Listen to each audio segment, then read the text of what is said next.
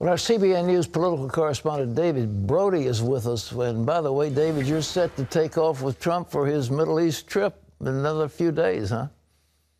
Yeah, as a matter of fact, we leave later tonight, Thursday evening, actually, Pat, and so that'll be interesting. It's the World Religion Tour, Pat, Saudi Arabia, Jerusalem, Rome, and then we're out. Then we're coming back, and boy, it's going to be very interesting, especially as it relates to what the president's going to say about Islam. He's going to speak to 50 leaders of Muslim-majority countries.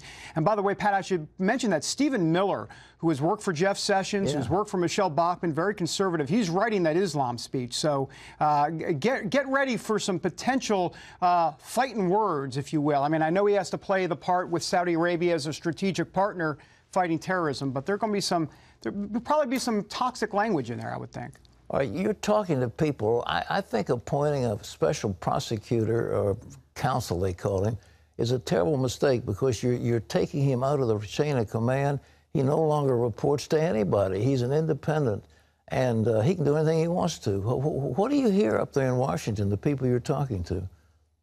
Well, you don't really hear much talk about bipartisanship except when it comes to this. I mean, you've got Republicans that are, in essence, throwing Trump under the bus, and then you've got Democrats who are all giddy at this naming of the special counsel. And so, look, it is somewhat bipartisan up here. They think Mueller's a guy that has done a superb job in the FBI before. And look, this guy's a Marine, and he's from New York, and he's no nonsense. And he's good friends, by the way, ... Pat, with James Comey.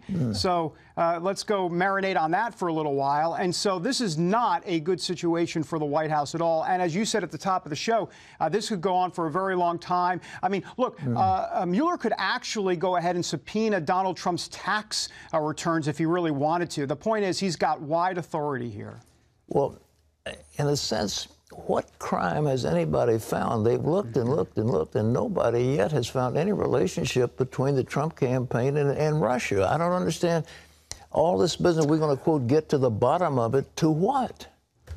Well, it's a great point, Pat. As a matter of fact, Reuters is out with a story this morning saying there are 18 new phone calls and communications between the Trump campaign team and Russian officials. That's their big headline, that there were these 18 phone calls. Well, if you read in the third paragraph of that story, it says, oh, by the way, during those phone call conversations, there really wasn't anything improper done. So the point is, but of course that's not the headline. So ultimately, look, Donald Trump actually could have a big upside here, believe it or not, eventually. And what I mean by that is if Mueller comes back and says, look, I can't file any criminal charges here, well, then Donald Trump has taken on the D.C. establishment and won, and he'll go down and as a hero and a victim of all of this, and he actually could cement his status even more, but he's got to get through the next, who knows how long this is going to be. Could be a couple of years here, Pat. Well, what happens to the agenda? What happens to tax reform? What happens to the Obamacare reform? What happens to infrastructure spending? Where does that all go? Is that just going to limbo, do you think? Yeah, I think limbo is a good word for it. That might be a kind word for it, actually. Look, it's very hard to walk and chew gum up here at the same time. Congress not very good at that. Now you're going to add all of these subpoenas and congressional hearings and all of this that's going to come with the special counsel, and it's going to be very, very difficult. Having said that, they're going to move forward. And the question then becomes, if they can get tax reform done, which once again they believe they can get something done by the end of the year, health care, we're not quite sure about how that's going to work in the Senate. Maybe something by Labor Day or so. But if one of those legislative accomplishments comes through, then it becomes a new day for Donald Trump. But at this point, he needs desperately a legislative accomplishment. At this point, Pat, it's become, the degree of difficulty has become much more harder at this point.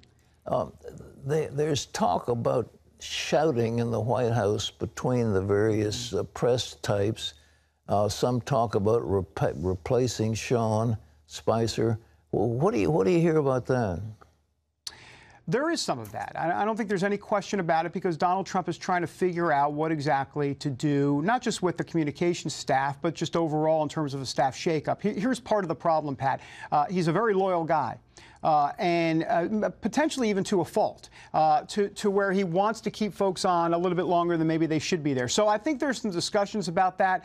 But I'll be quite frank with you. I think that's the least of this president's worries right now, the communication staff. You see, here's the crux of the issue as it relates to Donald Trump. The freewheeling Donald Trump when he was candidate was wonderful. He played great. He was the outsider.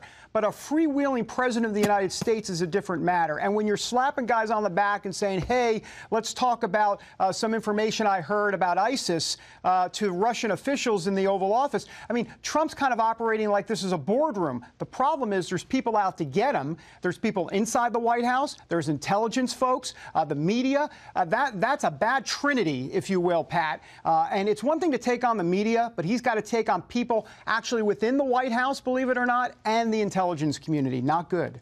Well, David, you've got a fun trip ahead of you. I guess, are you going to be embargoed? Can you tell us stuff as you go down the line? Well, right. So there are a couple things, right? We have that trip going to Saudi Arabia, Jerusalem, and Rome. We'll start reporting on the 700 Club next week. And, of course, over the weekend on CBNNews.com. But also, later this afternoon, I'm at this network anchor luncheon. I guess you put that in quotes. Scott Pelley and Lester Holt and all their deep voices will be there. And yours truly, I will be there as well. And it's off the record with the President of the United States and some of his senior administration officials at the White House. But I can tell you right now, off the record will quickly turn into a lot of leaks coming out of what the president is probably going to say. And I would expect a few stories later this afternoon. Well, we'll look forward to them. Dave, thanks so much. Stay with it. You bet.